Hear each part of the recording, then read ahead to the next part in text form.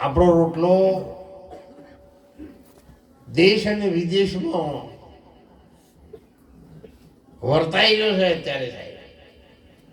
COVID-19માં WHO સંસ્થા દ્વારા world book of રેકોર્ડમાં આપણા બધાની અનાજનું દાન અને સેવા નું સન્માન થયું હતું.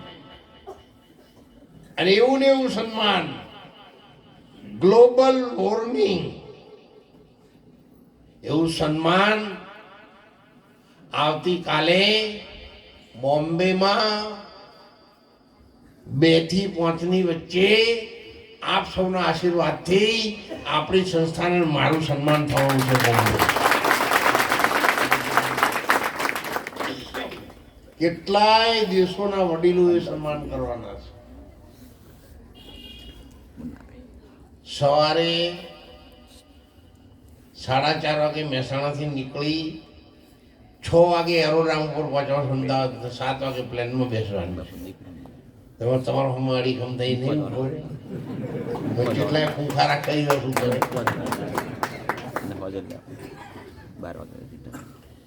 રાત્રે 1 વાગે પ્લેનમાં પાછો આવવાનું.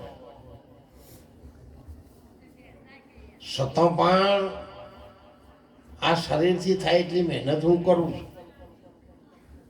કંઈક મારા જીવનમાં બીજાના ભલા માટે હું કરી શકું એવું મેં મારી જાતે મહેનત કરી છે. અને જેમને જેમને ગુરુ મહારાજના આશીર્વાદ પ્રાપ્ત થયા છે એ બધાને આ રોટલાના બેન દીકરીઓના પુણ્ય પ્રતાપ સાહેબ એમને બધાને સફળતા મળી છે. પણ એ પુણ્ય રોટલાનું કામ કરે છે, કોઈ વ્યક્તિનું નહીં. એ તેજ બધું તમારું છે. પણ મારામ થઈને પ્રકાશ જાય એટલે લોકો મને વળગી પડી છે. એટલે કે એ તેજ બધું તમારું છે. પેલો બિલોરી કાચ તમે વચમાં રાખો એટલે સૂર્યનો પ્રકાશ પણ રૂ ન બાળે. પણ બિલોરી કાચનું એમાં કોઈ નહીં. પ્રકાશ ઉપર વાળા બળાય જાય. બીજું એમાં તો બિલોરી કાચો વચમાં કોમ કરું છું. પાવર તો પરમાત્માનું જ કામ કરે છે, તમારો રોટલો કામ કરે છે. સૌને મારી વિનંતી છે, મારી ઉંમર 75 વર્ષની થઈ છે, તમે બધા જાણો છો.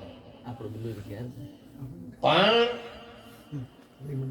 આ સમાજે સાહેબ જેવા સમાજના આગેવાનોએ, વડીલોએ, સંતોએ, મંતોએ છેલ્લા 5 વર્ષથી રામદેવજી મહારાજમાં આપણને જે અગવડતાઓ પડતી હતી એ અગવડતાઓનું વર્ણન કરી અને એ અગવડતાઓને કેવી રીતે આપણે દૂર કરી શકીએ, કેવી રીતે ત્યાં યાત્રાળુઓ આવે છે, આપણા ભાઈઓ, બહેનો, દીકરીઓ, દીકરાઓ, એમને સગવડતા આપણે કેવી રીતે આપી શકીએ,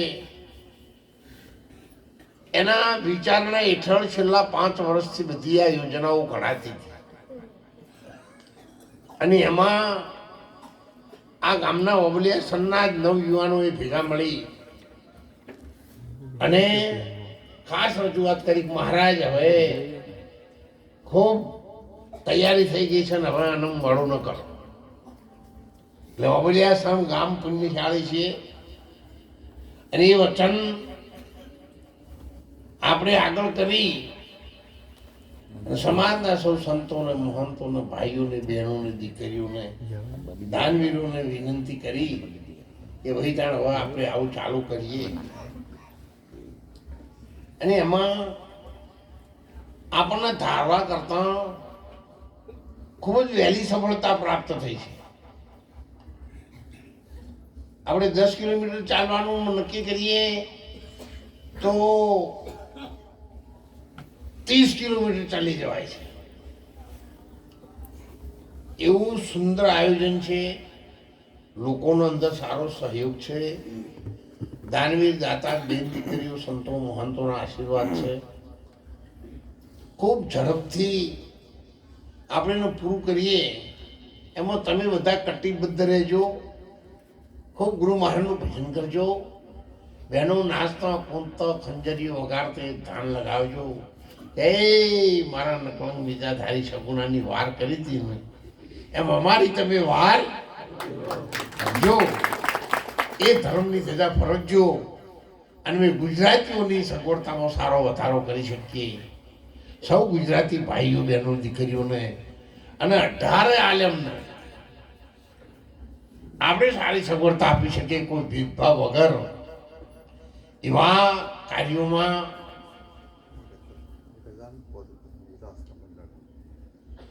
અમારે જાસકા મંડળથી ઈશ્વરભાઈ આવ્યા છે. 1005 રૂપિયા સંતોની પ્રસાદીમાં આપ્યા છે. ખૂબ ધન્યવાદ.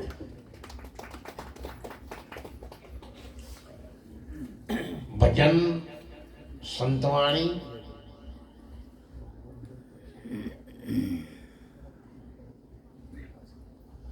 ભગવાન ભાઈ તલસીભાઈ ચાચી એમના દીકરા છે, પ્રજાપતિ છે, જબરદસ્ત વેપારી છે.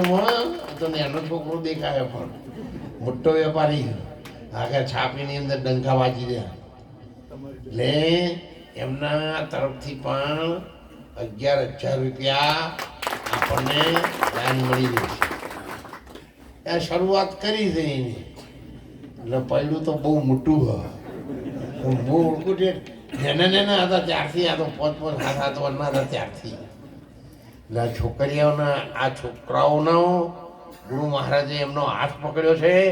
અને સાહેબ એમના ઉપર ગુરુ મહારાજના 4 હાથ છે, તમે પૂછી રહ્યો ત્યારે હાથ. એટલે કે ભગવાનભાઈ જો એ ઘંટી ચલાવતા હતા ગામમાં, ત્યારે હું તરોઈથી તો મારે વળતો ભાડાનો પોફા હતો. ભગવાનભાઈની શું વાત કરું. એટલે એવી સ્થિતિમાં આપણે બધું કર્યું છે. જ્યારે જ્યારે જરૂર પડે ને ત્યારે સાહેબ સમૂહના સરપંચ સાહેબને બધા આવ્યા છે, અત્યારે આ લઈને બેઠા છે. સંદેશો કરી તમારે રણુજા આવવાનું, એટલે સાહેબ અમારી પેલા અહીં આવી જાય. અમારે નોરતાથી પણ સાહેબ, જમાદાર સાહેબ, જોતારામભાઈ, આ બધા ઓગલિયા સોળાની 8-10 જણની મલ્લાની બધાની ટુકડી છે જબરદસ્ત.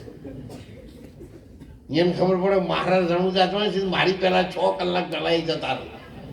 બધા સંતોનું જમવાનું, પ્રસાદી, બધી વ્યવસ્થા એ કરવા માંડ્યા. એટલે છોકરા બધા ખૂબ રાજી છે.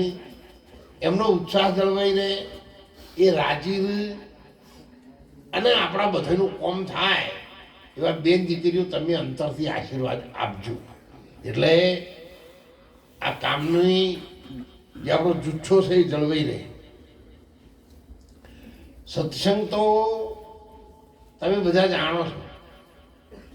તમે જો સુધી તમારી ઓખ તમને નહીં ભાળે,